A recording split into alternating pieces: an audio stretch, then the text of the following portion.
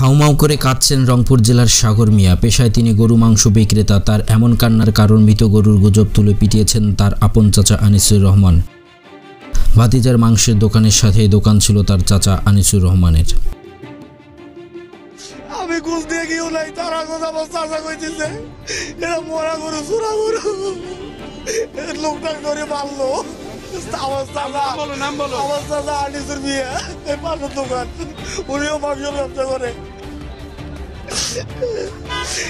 আমাকে এইরকম হইলে আমার দোকানে কোনোদিন কেউ গোসো খেতে না, সবাই বলতেছে আমি তো ওটা করি না। সাগর মিয়ার কান্নার সাথে সাথে এও বলেন, খরিদ্দারেরা জানায় এমন হলে আর কখনোই তার দোকান থেকে কেউ মাংস কিনবে না। তার চাচা আনিসুর রহমান সাগরের নামে অভিযোগ দেয় হাট কমিটিকে। কমিটি জরুরিভাবে খবর দেয় পুলিশকে। ঠিক তখনই খবর পেয়ে ছুটে আসেন প্রাণী সম্পদের কর্মীরা ও পুলিশ প্রশাসন। তখন লালবাগ এলাকায় হট্টগোল সৃষ্টি হয়। সাগর মিয়ার ক্ষতির পরিমাণ আনুমানিক জানা যায় 30 থেকে 40 হাজার টাকা। প্রাণী সম্পদ ও রংপুর সিটি কর্পোরেশন কিলখানা থেকে কর্মীরা এসে পরীক্ষা করে জানতে পারেন এটি কোনো মরা গরু ছিল না। আমাদের কর্মচারী, দোকান খরচ, অন্য কিছু সবকিছুতেই ক্ষতি হবে। তাও আনুমানিক মনে করেন যে 30-20-25 হাজার টাকা ক্ষতি হয়ে গেছে। ব্যবসায়ীদেরকে তাদের বিরুদ্ধে একজন আরেকজনের প্রতি ক্লেম করছে যে সে মরা গরু নিয়ে আসছে।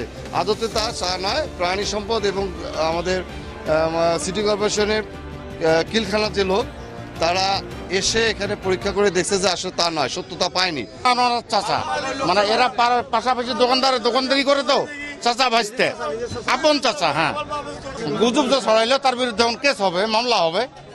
মামলা হোক, বাজারের সুনাম ক্ষুণ্ণ হলে তার বিচারটা আমরা এখানেই করবো আলাদাভাবেই।